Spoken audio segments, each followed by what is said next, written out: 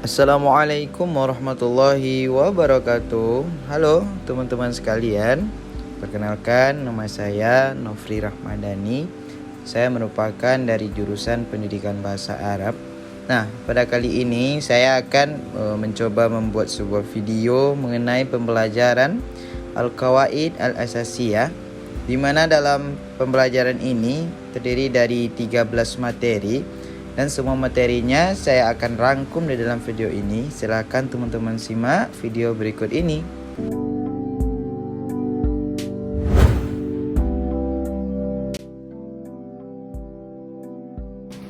Nah, teman-teman sekalian, sekarang kita akan membahas isim, fiil, dan huruf. Nah, kita ketahui dulu yang pertama apa yang dimaksud dengan isim. Isim merupakan kata yang menunjukkan suatu makna pada dirinya dan tidak terkait dengan waktu, atau bisa disebut juga dengan kata benda. Nah, isim ini juga akrab dengan kita sebut yaitu kata benda. Nah, isim ini juga memiliki tanda-tandanya. Yang pertama yaitu berupa huruf akhirnya ada tanwin. Nah, ini contohnya Zaidun. Zaidun ini merupakan yang akhirnya ini ada domaten. Domaten itu merupakan tanwin. Kemudian bisa juga tanda yang kedua, huruf pertamanya ada alif lam. Nah, contohnya kita bikin al-misbahu yang artinya lampu. Lampu itu merupakan benda. Nah, juga termasuk dari ciri-ciri dari isim. Kemudian yang ketiga, diawali dengan huruf jar.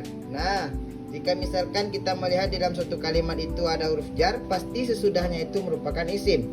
Karena sesudah huruf jar itu pasti isim. Contohnya minal masjidi. Nah, min ini adalah merupakan huruf jar. Nah, sesudahnya ada masjidi. Masjid ini merupakan masjid. Nah, kemudian itu contoh yang ketiga, tanda isim.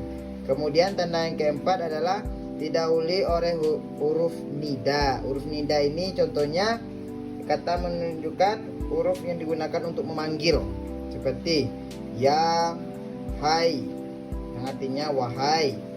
Ya ayyuhallazina amanu, wahai orang-orang yang beriman, ditujukan kepada orang-orang yang beriman. Nah, itu juga merupakan tanda-tanda isim. Nah, kemudian kita berlanjut kepada fiil. Apakah yang dimaksud dengan fiil? Fiil merupakan kata yang menunjukkan suatu makna pada dirinya yang berkaitan dengan bersamaan dengan zaman yang sudah, sedang, atau akan. Dengan kata lain, fiil adalah kata kerja. Berbeda dengan isim tadi, sedangkan fiil ini adalah kata kerja. Nah, fiil ini juga terbagi menjadi 3. Nah, sekarang kita fokus kepada tandanya dulu. Nanti kita akan membahas pembagiannya. Tanda-tanda fiil ini ada yang disebut juga beberapa hal tandanya. Yang pertama yaitu dimasuki oleh kata qad. Nah, kata qad kalau dimasuki, contohnya qad aflahal.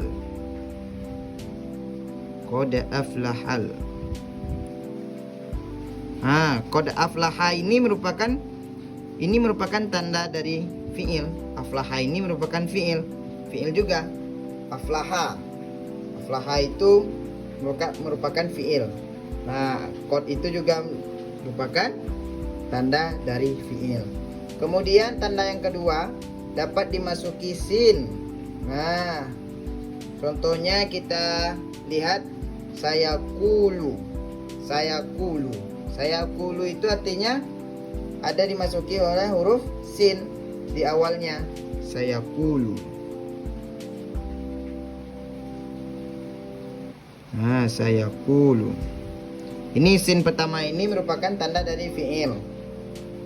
Kemudian ada juga tanda yang ketiga, yaitu dimasuki oleh kata saufa.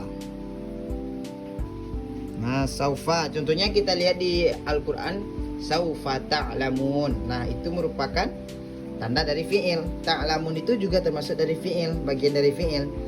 Kemudian dapat dimasuki oleh ta ta'nis. Nah, ta ta'nis ini juga merupakan dari tanda-tanda isim. Kemudian dimasuki dengan nun taukid.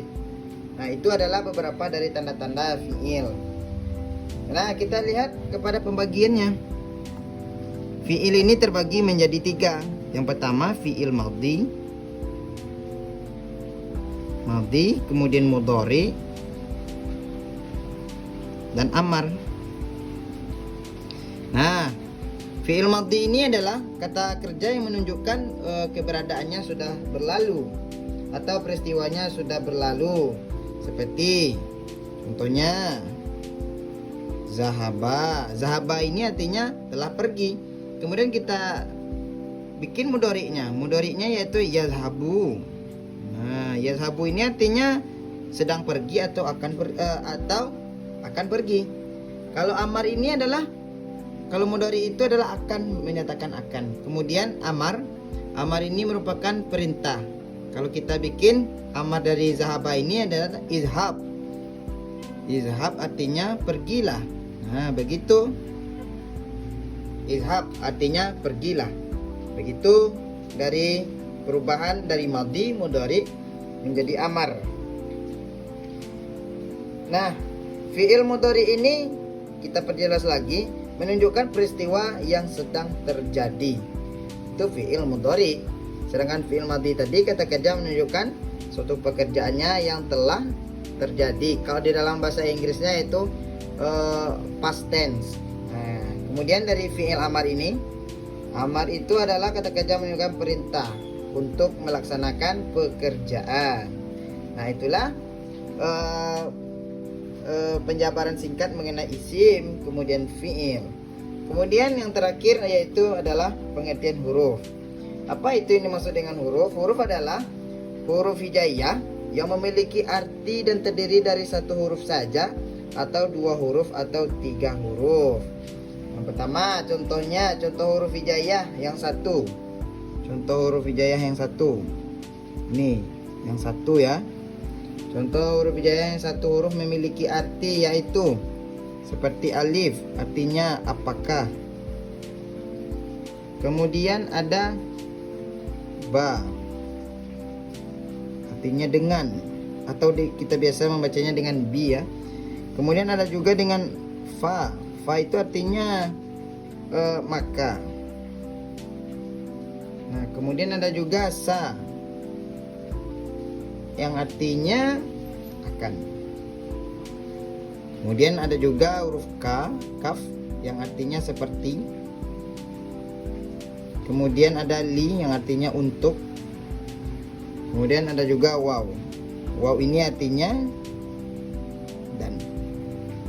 Nah, kita juga melihat dari yang lain, yang ini adalah merupakan dari satu huruf. Kemudian yang 2 hurufnya merupakan yang contoh dari 2 huruf, yaitu seperti min. Min itu artinya dari. Kemudian an ini adalah dari juga. Kemudian fi ini artinya di atau di dalam. Kemudian lan, nah, artinya tidak akan. Atau lam, ada juga lam artinya belum. Nah, itu contoh dari 1, 2. Nah, sekarang kita masuk yang ketiganya, ketiga huruf yang memiliki arti seperti ila yang berarti ke. Kemudian ala yang berarti di atas atau atas. Nah, itulah yang kita pelajari hari ini. Kemudian di lain yang dari yang makna 1 huruf atau 2 huruf atau yang 3 huruf, ada lagi yang namanya huruf-huruf yang lain seperti huruf jar. Kemudian ada lagi huruf-huruf yang lain. Tetapi pada saat ini saja yang kita bahas mengenai materi yang pertama mengenai isim, fi'il dan huruf. Inilah pembelajaran singkat kita. Karena sebenarnya masih banyak lagi mengenai isim, fi'il, huruf, tapi kita kita singkat saja, kita ringkas saja. Untuk materi yang pertama ini adalah isim, fi'il, dan huruf. Cukup sampai di sini saja. Mengenai isim tadi, kemudian tanda-tandanya, kemudian fi'il, pembagian fi'il, kemudian ada tanda-tanda fi'il, kemudian huruf yang satu huruf, huruf yang dua huruf, dan 3 huruf. Nah, itu saja dulu. Kemudian kita lanjut ke materi selanjutnya. Nah, sekarang kita lanjut teman-teman, pembelajaran materi kedua, yaitu tarkib isnadi dengan tarkib wasfi. Nah, sekarang kita membahas dulu apa yang dimaksud dengan tarkib isnadi. Tarkib isnadi juga berasal dari kata isnadi, terdiri dari susunan kalimat musnad dan musnad ilai. Artinya tarkib isnadi ini terdiri dari musnad dan musnad ilai. Nah, jika kita melihat contohnya, nah juga tarkib ini terbagi menjadi dua. Nah, yang pertama yaitu terdiri dari jumlah fi'liyah, jumlah ismiyah. Seperti contohnya, kalau jumlah ismiyah ini didahului oleh isim. Isimnya yang mana? Isimnya yaitu Ahmad. Nah, jumlah ismiyah contohnya Ahmad qaimun. Nah, yang menjadi musnad di sini adalah ini qaimun. Qaimun musnad. Kemudian yang menjadi musnad ilainya si Ahmad. Nah, Ahmad ini dikenai dari perbuatan. Nah, dia menjadi musnad dan musnad ilai, terdiri dari musnad dan musnad ilai. Kemudian dari segi jumlah fi'liyah, itu pembagian yang kedua. Nah, contohnya didahului oleh fi'il. Nah, tadi didahului oleh isim, kemudian sekarang didahului oleh fi'il. Zahaba Ahmad. Mana yang musnadnya? Musnadnya yaitu fi'ilnya. Fi'il. Nah, zahaba. Musnad ilaihnya Ahmad. Ahmad ini yang dikenai perbuatannya. Nah, zahaba Ahmad. Siapa yang pergi? Yang pergi adalah Ahmad. Nah, kalau yang di atas ini Ahmad yang berdiri. Nah, yang dikenai siapa yang berdiri di sini? Yaitu Ahmad. Nah, seperti itu ya teman-teman. Nah, itulah contoh dari pembelajaran tarkib isnadi. Kemudian kita beralih kepada tarkib wasfi. Nah, tarkib wasfi ini adalah rangkaian kata terdiri dari sifat dan kata yang disifati. Ada juga yang mengatakan tarkib wasfi ini adalah na'at dan man'ud. Nah, yaitu isim yang disebutkan untuk menerangkan sifat isim sebelumnya. Jadi kita akan melihat penjelasannya menjelaskan mengenai sifat isim yang sebelumnya. Contohnya al-mar'atu. Al-mar'ah ini merupakan isim ya teman-teman. Nah, isim yang berbentuk muannas karena ada tamar buta. Nah, kita bikin sifatnya al-mar'atu sholihah. Sholihah. Nah, di sini kita akan melihat na'at dan man'ud. Nah, seperti al-mar'atu sholihah. Ada na'atnya dan ada man'udnya. Yaitu kita pertegas lagi, yaitu untuk menerangkan sifat isim sebelumnya. Nah, maka fungsi dari kata sifat ini yaitu untuk mensifati kata benda tersebut yang berkaitan dengan sifat tadi. Kemudian tarkib wasfi ini ada juga memiliki ketentuan dan syaratnya. Yang pertama yaitu keduanya ini merupakan harus sama jenis. Nah, sama jenis. Seperti halnya ini merupakan muannas. Kemudian ininya juga harus muannas. Nah, kalau kita bagi dia menjadi dua bagian. Nah, begini ya teman-teman. Yang ini harus muannas, yang sampingnya ini harus muannas juga. Jika ini muzakkar, maka ini harus muzakkar juga. Nah, kemudian keduanya sama kejelasannya, seperti sama kejelasannya makrifah dengan makrifah. Nah, begitu nakira dengan nakira. Makrifah atau nakirahnya. Kemudian yang ketiga teman-teman, yang ketiga yaitu sama i'rabnya. Nah, sama i'rabnya yaitu adalah di sini jika yang awalnya ini berbaris dhammah, maka di belakangnya juga harus dhammah. Jika yang di awalnya ini berbaris kasrah, maka yang kedua ini harus berbaris kasrah juga. Jika ini berfathah, maka yang ini juga harus fathah juga. Seperti itu. Nah, yang ketiga tadi adalah sama i'rabnya. Sama i'rabnya. Kemudian yang keempat yaitu keduanya juga sama jumlah bilangannya. Maksudnya di sini adalah, kita tulis dulu, sama jumlah bilangannya. Maksudnya di sini adalah jika yang di awalnya ini merupakan mufrad, maka yang keduanya ini harus mufrad juga. Jika yang di awalnya ini jamak, maka yang keduanya harus jamak juga. Nah, itulah pembelajaran kita mengenai tarkib isnadi dan tarkib wasfi.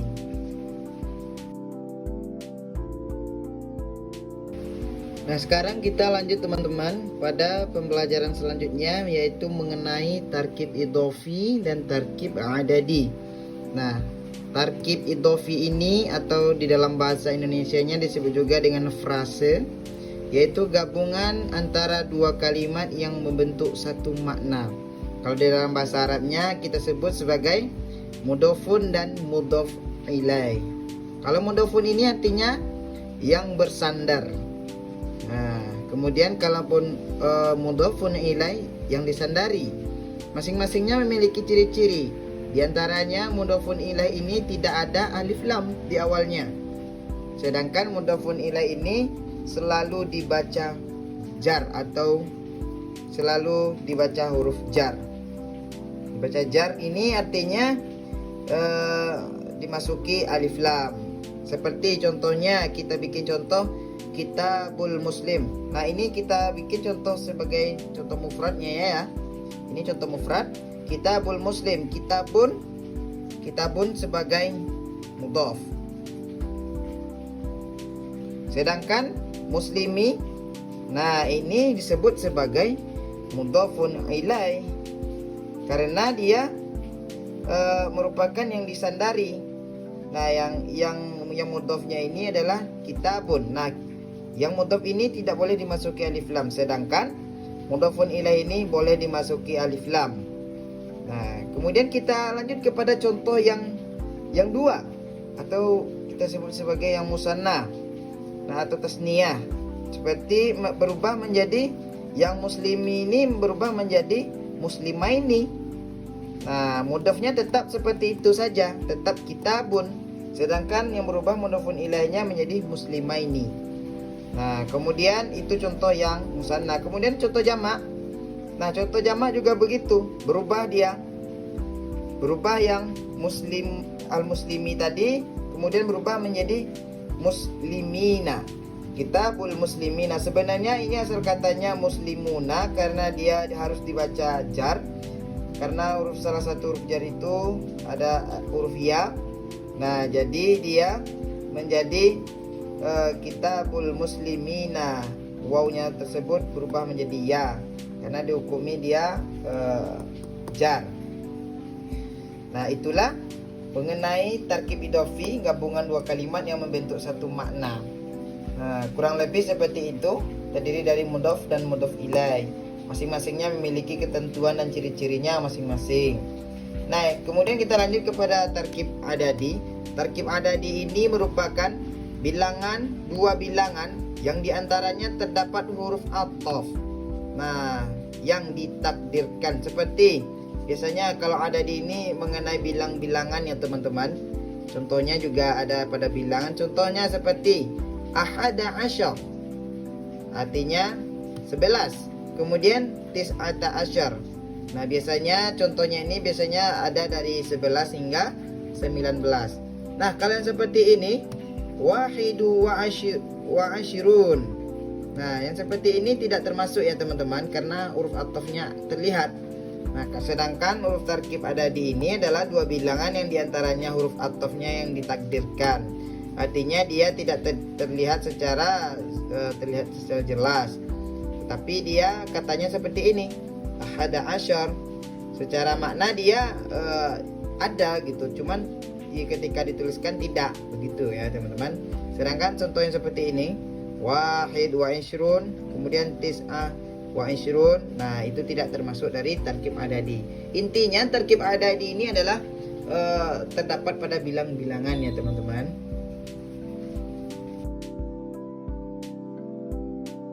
Baik teman-teman sekalian, sekarang kita lanjut kepada pembelajaran selanjutnya, yaitu mengenai tanda-tanda rofa ya teman-teman. Nah di sini ada empat tempat. Yang pertama pada dhammah ada waw, kemudian alif, kemudian ada nun tanda-tandanya. Nah pada tanda dhammah ini terdapat ada empat. Yang pertama yang bisa dikatakan tanda rofaknya itu sebagai dhammah ketika dia menjadi mufrad. Mufrad ini artinya dia tidak lebih dari satu atau menunjukkan dia tunggal ya teman-teman. Jadi dia ini bisa dikatakan tanda rofaknya itu dhammah ketika dia menjadi mufrad. Contohnya zahaba Ahmadu. Yang mana jadi tanda dhammahnya? Dhammahnya ini Ahmadunya ini, dhammahnya ini. Itu artinya dia tunggal kan? Ahmad ini dia tunggal, artinya dia seorang diri. Berbeda dengan dia kalau jamak lagi. Nah, itu beda lagi pembahasannya. Di sini artinya dia ketika dia tunggal itu tanda rofaknya itu dhammah. Kemudian selain dari isim mufrad, kemudian yang menjadi tanda rofaknya dhammah yaitu adalah jamak taksir. Nah, jamak taksir ini merupakan akhirnya itu berupa dhammah juga. Nah, jadi dia tanda rofak dia ketika dia jamak taksir. Contohnya ashabu. Ashabu ini merupakan jamak taksir ya. Nah, jadi yang belakangnya ini itu harus dhammah karena dia jamak taksir ini merupakan rofak dengan dhammah. Kemudian jamak muannas. Jamak muannas ini akhirnya itu contohnya mukminatu. Nah, yang akhirnya ini dia harus dhammah karena jamak muannas ini dia rofak dengan dhammah. Nah, begitu ya teman-teman. Setiap kita melihat jamak muannas maka akhirnya itu harus dhammah. Nah, karena dia merupakan rofak. Kemudian fi'il mudhari yang tidak dimasuki huruf apapun. Nah, gini banyak kita lihat kalau mudhari ini seperti yalhabu, apalagi yadribu, kan belakangnya itu kan ini semua dhammah semua. Nah, itu dia merupakan rofa. Itulah ketika berada rofaknya itu merupakan dhammah. Kemudian ada juga pada waw. Waw yaitu di sini ada dua macam, ada dua tempat. Nah, yang pertama yaitu di jamak muzakkar salim. Nah, muzakkar salim ini adalah contoh jamak yang kepada laki-laki ya teman-teman. Contohnya mukminuna, muslimuna. Nah, waw di sini menjadi tanda rofaknya. Kemudian ada lagi yaitu di asmaul sittah ya teman-teman, seperti abuka, hamuka. Kemudian yang terdiri dari 6 itu ya teman-teman, hamuka, akhuka, abuka, fuka, hanuka, dan zumalin. Nah, di sini saya bikin contohnya abuka. Itu merupakan rofa juga ya teman dengan wawnya ini ya. Itu merupakan sudah menjadi ketetapan ya wawnya ini. Nah, wawnya di sini jadi rofa ketika dia asmaul sittah.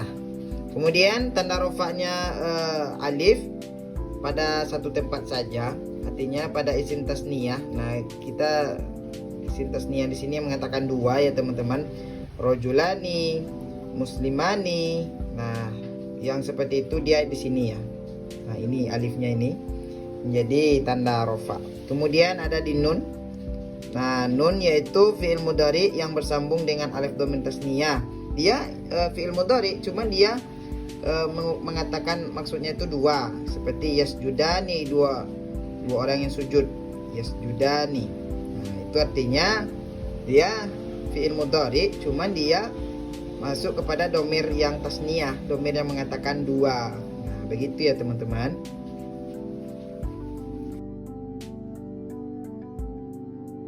Sekarang kita lanjut teman-teman di tanda nasab. Nah, sekarang di tanda nasab ini ada di 5 tempat, ada 5 tanda. Yaitu yang pertama ada tanda nasabnya yaitu berupa alif, ada fathah, kemudian alif, kemudian kasroh, ya, dan hazaf nun. Langsung saja teman, yang pertama yaitu di fathah. Fathah ini di tempat terjadinya yaitu pada isim mufrad. Nah, saya bikin contohnya di sini yaitu darabtu Zaidan yang menjadi fathah di sini. Nah, ini. Nah, itu merupakan tanda nasab yang berupa fathah ya teman-teman ketika dia mufrad. Kemudian ada di jamak taksir. Jamak taksir ini ada juga di akhirnya ini ya teman-teman. Contohnya a'tainal atfala. Nah, di sini atfal ini merupakan jamak dari tiflun. Kemudian menjadi nasab dengan fathah ya di belakangnya. Kemudian ada fi'il mudhari yang dimasuki awil nawasib. Nah, seperti lan aktuba. Nah, ini kan contohnya ada huruf nasab ya teman-teman. Nah, ketika dimasuki itu, maka akhirnya ini itu harus berupa seperti ini. Nah, begitu. Fathah. Kemudian kita lanjut pada alif. Alif ini adalah yang berupa tanda nasabnya alif itu pada asmaul khamsah. Seperti contohnya yang kelima itu ya teman, ra'aitu hamaka. Nah, di sini yang menjadi di alifnya ini teman-teman merupakan tanda nasab abaka. Nah, itu sepertinya teman-teman juga sudah mengetahui yang 5 itu. Nah, yang alifnya itu merupakan tanda nasabnya. Kemudian yang kasrah. Tanda nasab berupa kasrah yaitu terjadi pada jamak muannats salim. Jamak muannats salim. Nah, jamak terdapat untuk perempuan. Seperti nasartu muslimati. Nah, kita telah melihat menolong seorang perempuan. Muslimati ini kan kasrah nih. Akhirnya ini. Nah, itu menjadi tanda nasab. Nah, kemudian ada tanda nasabnya yaitu berupa ya terjadi pada isim tasniyah. Nah, di sini kitabaini. Nah, ini kan ada ya mati nih. Kitabaini. Nah, itu merupakan tanda nasab. Kemudian ada terjadi pada jamak muzakkar salim. Nah, yang di sini sering kita lihat mukminina. Nah, itu kan ya-nya mati itu. Nah, itu merupakan tanda nasabnya. Kemudian yang terakhir yaitu hazaf nun, penghilangan huruf nun.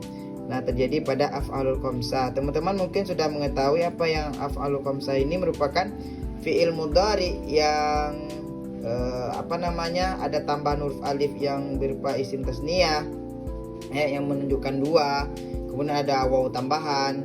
Nah, itu merupakan af'alul khamsah. Terjadi pada fi'il mudhari ya teman-teman, seperti yaktubu, seperti yaktubani, yaktubuna, taktubina. Nah, itu tuh teman-teman. Nah, jadi dia dihilangkan nun yang di akhirnya itu. Contohnya yaf'aluna, seperti ini yaktubuna.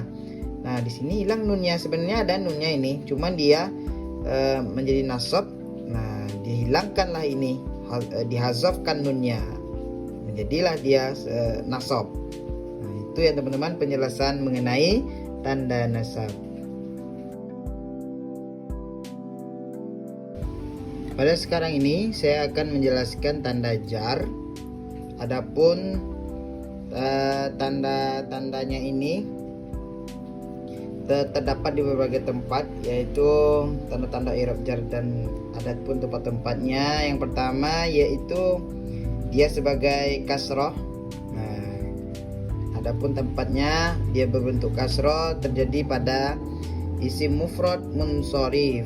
Nah, isim mufrad munsharif. Isim mufrad yaitu isim yang menunjukkan satu, tidak lebih dari 2 ataupun 3. Nah, ketika dia dimasuki oleh huruf jar, ila ini dimasuki huruf jar, maka al-madrasah ini merupakan cuman mufrad madrasah, asal katanya satu atau sekolah saja. Nah, ketika isim mufrad ini dimasuki huruf jar, maka akhirnya berbaris kasrah. Kemudian jamak taksir munsharif. Nah, ketika jamak taksir ini dimasuki oleh huruf jar, nah maka dia juga berbaris kasrah, berbaris di bawah. Nah, contohnya bil anbiya'i. Nah, seperti itu. Yang ketiga adalah yang menjadi tempatnya yaitu di jamak muannats salim. Minal, contohnya minal muslimati. Nah, muslimati muannats salim. Muannats salim ini yang menyatakan kepada untuk perempuan ya teman-teman. Jadi dia harus berharakat kasrah karena dia merupakan tanda jar. Dimasuki huruf jar, tanda jarnya ini dia berbaris kasrah. Nah, kemudian kita lanjut kepada yang ya. Nah, ketika dia huruf ya terdapat di berbagai tempat, ada 3 juga. Yang pertama asmaul khamsah, seperti contohnya abika. Abika di sini yang menjadi jarnya yaitu ya yang di sini. Nah, itu menjadi tanda jar. Kemudian di isim tasniyah, seperti contohnya muslimah ini, itu menyatakan 2. Nah, ini menjadi tanda jar. Kemudian terjadi juga pada jamak muzakkar salim seperti mukminina, ya yang mati itu merupakan tanda huruf jarnya. Nah, kemudian selanjutnya yaitu dia berupa fathah terjadi pada isim ghairu munsharif. Nah, ketika dia terjadi pada isim ghairu munsharif ini, pada dasarnya isim ghairu munsharif adalah isim yang tidak menerima tanwin. Dan ketika dijar harus dibaca dengan fathah. Contohnya kita buat kalimat nazartu ila Ahmad. Nah, itu bukan ila Ahmadi. Maka dia perhatikan kata Ahmad, huruf terakhir dibaca jar karena sebelumnya terdapat huruf jar ila ini. Nah, karena isim atau kata benda setelah huruf jar itu merupakan isim ghairu munsharif, maka harusnya dengan fathah. Maka akan salah jika kita memberinya dia nah seperti ini. Nah, salah dia ya. Maka dia harus menjadi ahmada. Nah, seperti itu ya teman-teman.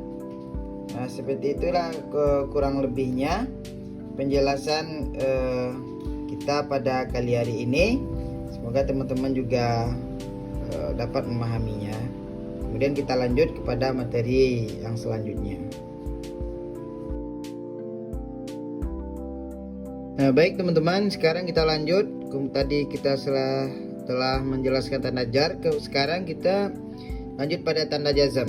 Nah, tanda jazam yang pertama yaitu tanda sukun. Nah, tanda sukun ini terjadi pada fi'il mudhari ketika dimasuki tanda jazam, ketika dimasuki huruf jazam seperti lam, kemudian pada fi'il mudhari ini maka akhirnya ini dia berharakat sukun. Lam aktub, saya belum menulis. Nah, itu jika dimasuki oleh huruf jazam. Nah, kemudian tanda jazam yang kedua yaitu hazf ilat. Terjadi juga pada fi'il mudhari yang mu'tal. Artinya apa? Yang ada terdapat huruf ilatnya. Mudhari yang terdapat huruf ilat, contohnya seperti yakhsha, kemudian ada huruf ilat ya. Nah, menjadi tanda jazamnya yang di sini adalah kita hazafkan. Kita hilangkan huruf ya ilatnya ini, maka dia menjadi tanda jazam. Nah, seperti itu, hazaf ilat namanya. Kemudian kita lanjut kepada hazaf nun, terjadi pada af'alul khamsah. Yang mana pada af'alul khamsah ini ada nunnya seperti yaf'aluna, kemudian dihilangkan nun menjadi yaf'alu. Contoh yang kalau yang ini lam yansuru. Nah, kemudian aslinya ini lam yansuruna, ada nunnya, tapi karena kita hazafkan, kita hilangkan, maka itulah menjadi tanda jazamnya yaitu hazaf nun, terjadi pada af'alul khamsah.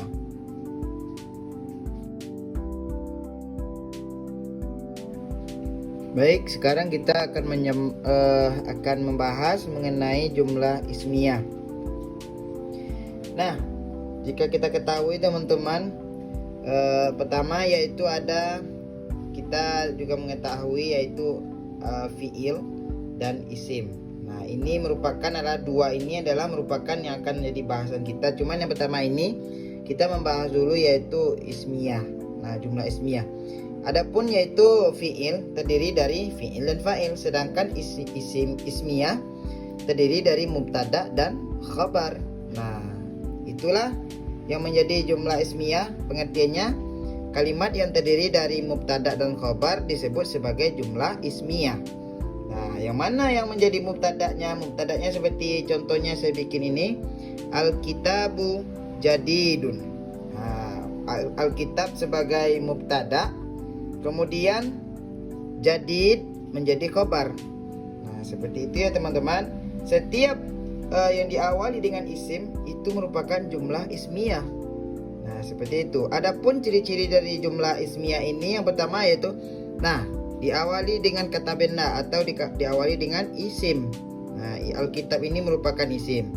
Kemudian terdiri dari mubtada dan khobar seperti ini. Alkitab sebagai mubtada, kemudian jadid sebagai khobar. Kemudian mubtada dan khobar sesuai dengan jenisnya. Nah, dia atau bilangannya, dia harus sejenis, tidak boleh berbeda jenis. Yang pertama harus muannas, maka yang sesudahnya harus muannas pula. Tidak boleh yang di awalnya muzakkar kemudian di akhirnya muannas, tidak bisa ya teman-teman.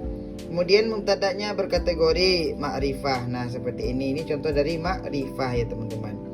Nah, mungkin itu saja penjelasan singkat mengenai jumlah ismiyah. Kemudian kita lanjut nanti penjelasan dari jumlah fi'liyah.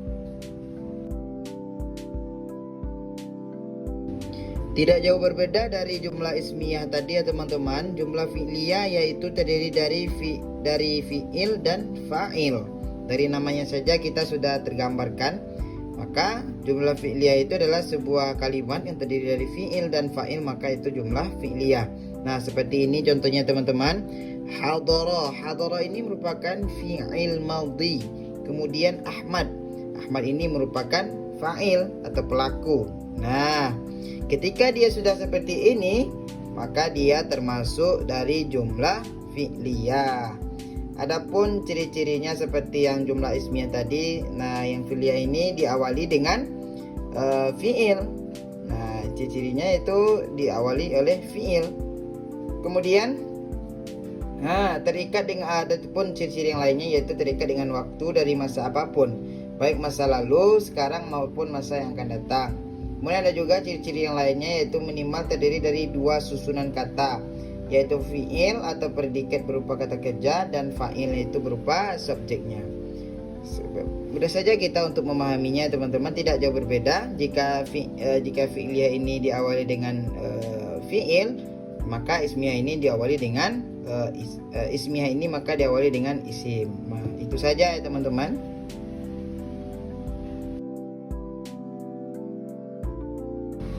Sekarang kita akan membahas mengenai fa'il. Fa'il yaitu merupakan nama lainnya yaitu sebagai pelaku.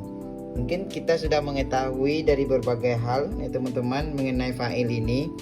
Saya rasa sudah cukup pasaran mengenai pembahasan ini yaitu fa'il. Seperti contohnya ini qara'a Muhammad. Qara'a ini adalah sebagai fi'il, Muhammad sebagai fa'il. Nah, kita secara singkat saja, adapun macam-macam fa'il ini, ada fa'il isim zahir namanya, ada yang contohnya mufrad seperti mufrad muzakkar seperti talibun, talib, at-talib itu muzakkar mufrad. Kalau musannanya at-talibani, kemudian jamaknya at-talibuna. Kemudian seperti jamak taksir at-tullab. Kemudian sebenarnya ada juga yang versi ini kan versi muzakkar, kemudian ada juga versi muannas. Nah, muannasnya juga ada, cuman tidak saya tuliskan karena kita secara singkat saja. Sebenarnya muannasnya ada juga. Kalau kita melihat dari yang seperti mufradnya ada seperti at-talibah. Kalau yang musannanya at-talibatani, kemudian ada yang seperti jamak muannas salim at-talibatu, kemudian isim yang 5. Nah, ada juga akhuka. Nah, seperti itu ya teman-teman. Kemudian yang kedua yaitu fa'il isim domir. Fa'il isim domir ini dia terletak di dalam fi'il.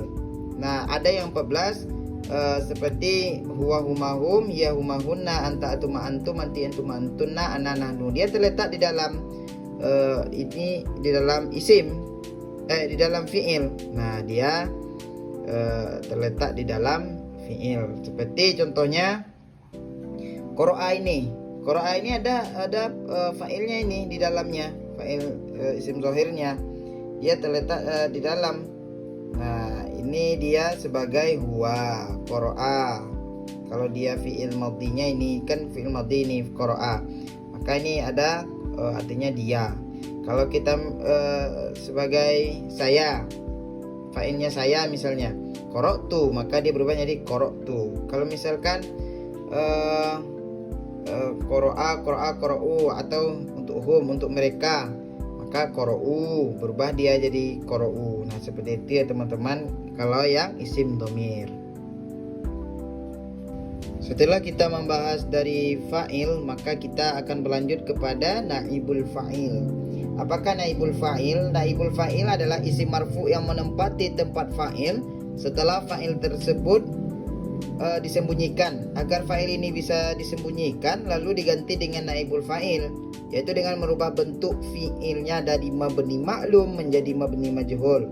Nah, di sini saya membuat contoh.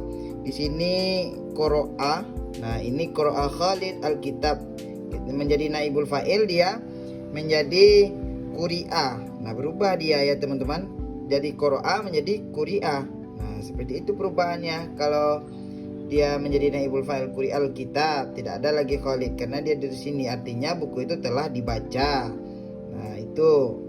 Kemudian ada cara kita langkah-langkah membuat naibul fa'il ini. Membuat naibul fa'il pada fi'il madhi.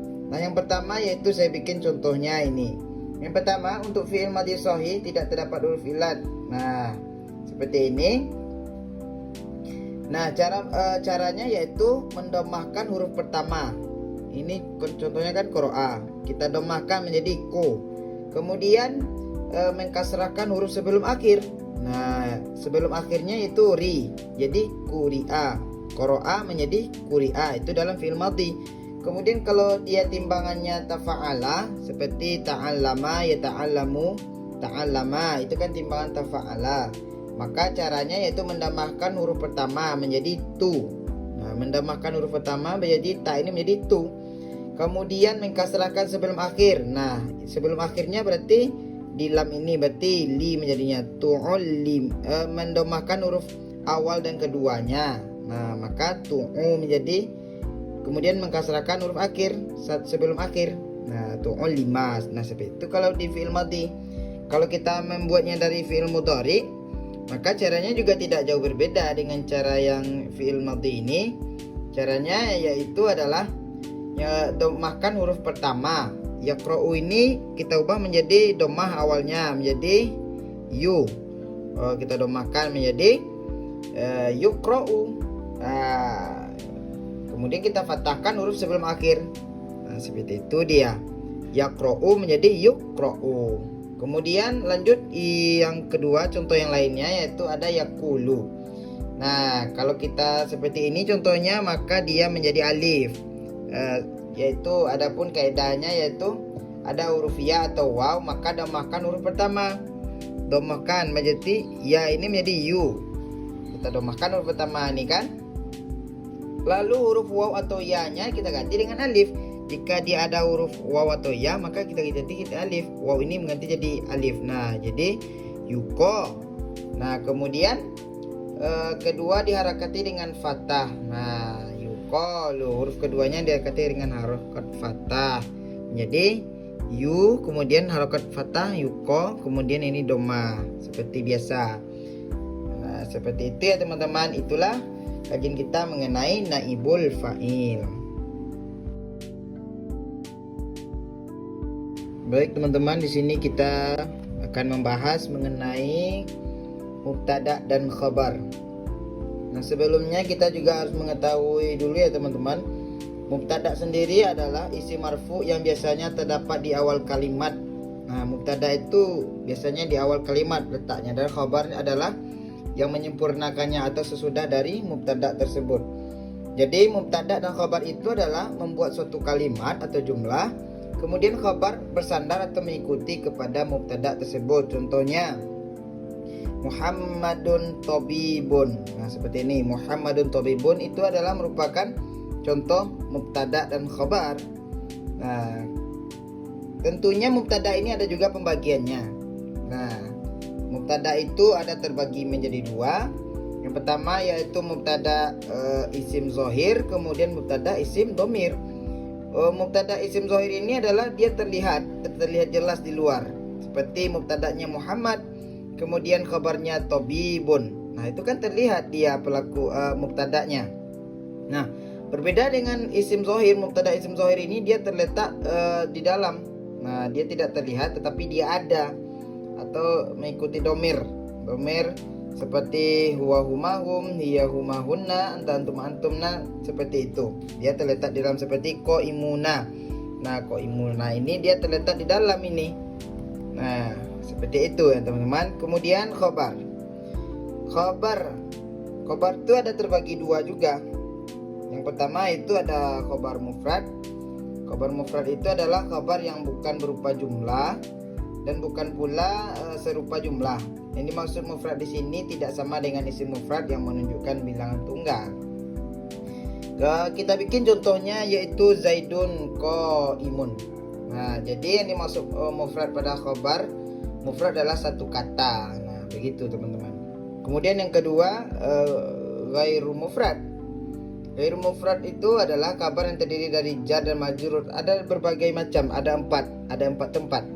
Ada khabar yang terdiri dari jar dan majrur, seperti contohnya Zaidun fiddar. Zaidun ini mubtadanya, khabarnya fiddar. Fiddar ini dia kan terdiri dari jar majrur. Nah, jadi kabarnya ini ada terdiri dari jar dan majrur dia. Nah, kemudian ada terdiri dari zorof. Nah, dia ada juga terdiri dari zorof seperti indaka ini kan tempat. Itu zorof itu kan tempat, zorof makan contohnya. Nah, itu seperti itu. Kemudian ada jumlah fi'liyah. Seperti jumlah fi'liyah ini yaitu mata abuhu atau Zaidun mata abuhu. Zaid ayahnya telah meninggal. Yang menjadi contoh kabarnya adalah kata abuhu. Abuhu ini dimana ia terdiri dari fi'il dan fa'il. Nah, begitu. Kemudian ada khabar dari terdiri dari jumlah ismiyah. Nah, kalau jumlah ismiyah ini seperti apa ya contohnya? Contohnya Zaidun jariyatuhu zahibatu. Nah, Zaid hamba perempuannya pergi atau pembantunya pergi. Nah, yang menjadi contoh kabarnya adalah jariyatuhu zahibatu. Ini terdiri dari mubtada dan khobar. Nah, begitu teman-teman. Kemudian ada juga sebenarnya ketentuan mubtada dan khabar ini. Yang pertama yaitu mubtada dan khabar merupakan isim-isim marfu. Kemudian mubtada dan khabar harus selalu sesuai dengan bilangannya. Artinya tidak boleh menyalahi bilangan yang pertama dengan yang kedua. Harus sama ya teman. Kemudian mubtada dan khabar itu harus selalu sesuai dengan jenisnya. Kemudian kita masuk kepada kana dan wa ikhwatuha. Kana itu merupakan banyak juga temannya teman. Kana, kemudian ada jata, kemudian lagi ada zola, auha, 1, 2, 3, 4, 5, 6, 7, 8, 9, 10, 11, 12, 13 12, kemudian ada 13 temannya. Nah, dia ini semuanya ini jika teman-teman menemukan seperti ini di awal-awal kalimat. Nah, tugasnya apa? Tugasnya di sini adalah merofakkan isim dan menasabkan khabar. Nah, jika teman-teman melihat ini pasti dia akan menerapkan sistem yang seperti ini. Contohnya kita lihat kanallahu ghafuran. Kana di sini dia merofakkan isim. Siapa? Mana isimnya? Isimnya di sini Allah. Tandanya di sini rofaknya ada doma. Kanallahu, maka dia isimnya menjadi rofa dengan doma.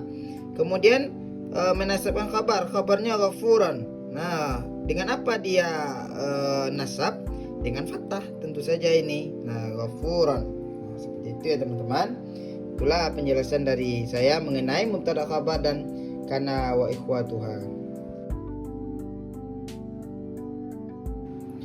Nah, teman-teman sekalian, sekarang kita lanjut materi pada af'alul muqarabah.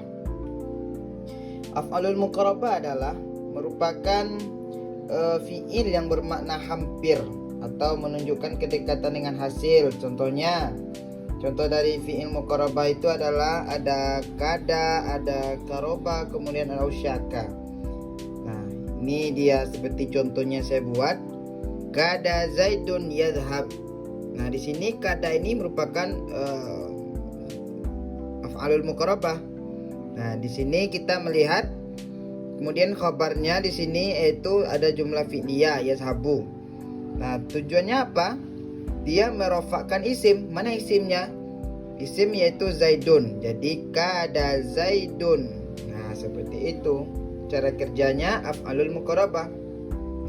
Kalau kita lihat dia hampir sama pekerjaannya dengan kana ya teman-teman. Nah, jadi hampir sama dia pekerjaannya mengenai sama dengan kana. Nah, begitu. Nah, kemudian kita lanjut kepada di bawahnya akhoza atau fi'il syuru'. Akhoza ini merupakan fi'il syuru' jika diikuti oleh khabar yang menempatkan jumlah fi'liyah. Contohnya seperti ini. Akhoza Zaidun saubah. Nah, Zaidun ini adalah fa'il, maka dia syuru' jika diikuti oleh khabar yang merupakan jumlah fi'liyah. Nah, dia akan menjadi fi'il syuru' jika diikuti oleh khabar yang merupakan jumlah fi'liyah. Nah, seperti itu simpelnya seperti itu ya teman-teman. Nah, kurang lebih seperti itu. Kita harus mengetahui kata kuncinya yang ini ya teman-teman. Maka daripada itu kita akan lanjut materi selanjutnya. Mungkin untuk materi yang sekarang ini mungkin tidak terlalu panjang, cukup simpel saja. Intinya kada ini penggunaannya tidak jauh berbeda dengan kana, cuman ada juga huruf-hurufnya. Nah, ada juga kaidah-kaidahnya tersendiri.